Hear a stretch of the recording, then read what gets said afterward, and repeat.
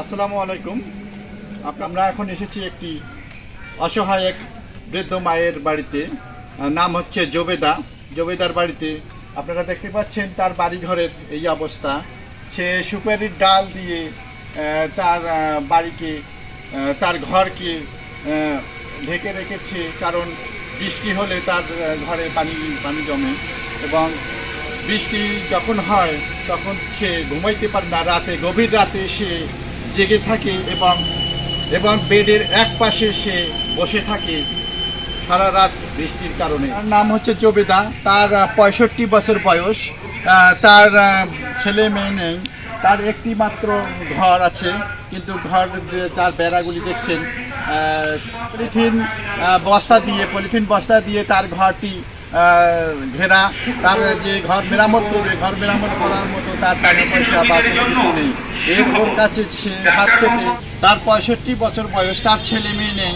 তার যে এগুলি দেখবে বা করার মতো কাজ করবে, আশেপাশের লোকজন তার এগুলি দেখার মতো লোক নেই। আশেপাশে অনেক লোক আছে, কিন্তু তার এগুলি দেখার মতো লোক নেই।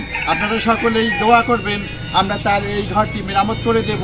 তাকে যেন গভীর রাতে উঠে বৃষ্টির কারণে বা বৃষ্টির সময় যেন তাকে একটি ঘরের মধ্যে, একটি বেডের মধ্যে এক পাশে দাঁড়ায় থাকতে না হয়। রাত্রি যেন বৃষ্টির কারণে এক পাশে বসে থেকে রাত্রি যাপন করতে না হয়, তার ব্যবস্থা আমরা করে দেবো। আপনারা সকলেই দোয়া করেন এই বয়সে তাকে যেন এরকম কষ্ট আর করতে না হয়। এটির নাম মোসাম্মদ জবেদা খাতুন। আমাদের এই এলাকায় অনেক অসহায় লোক মানুষের বাড়ি কাজ করে খায়। তো ওনার ওই ঘর মেরামতের কেউই নাই, ছেলে মেয়ে কেউই নাই।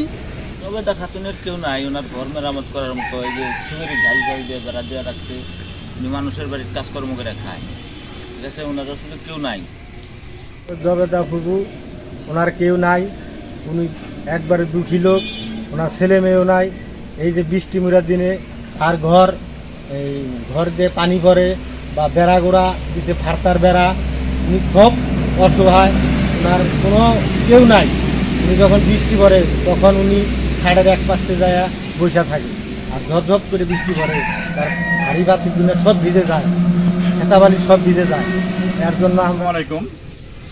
আমাকে এখন আপনারা দেখছেন জবেদা, 65 বছর বয়স, একটি বৃদ্ধা মায়ের কাছে, মায়ের পাশে দাঁড়ায় আছি। তার একটি ঘর দেখছেন আপনারা, বস্তা দিয়ে ঘেরা। তার ছেলে মেয়ে, আত্মীয় স্বজন কেউ নেই। সে এই ঘরের মধ্যেই থাকে। তার ঘর বৃষ্টি হলে গভীর রাতে যদি বৃষ্টি হয়, তাকে উঠে একপাশে, তার বেডের একপাশে বসে থাকতে হয়। যদি দিনের মধ্যে বৃষ্টি হয়, সেই একই কাহিনী, তাকে বেডের একটি পাশে বসে থাকতে হয়, কারণ তার ঘর দিয়ে পানি পড়া অবস্থায় সে থাকতে পারে না।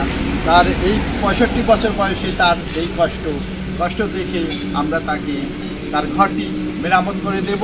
আপনারা সকলেই দোয়া করবেন তাকে যেন, তার 65 বছর বয়সে তাকে যেন আর এভাবে কষ্ট করতে না হয়, তার ঘর আমরা সুন্দরভাবে মেরামত করে দিতে পারি। আস্তে আস্তে, অত জোরে নিয়ে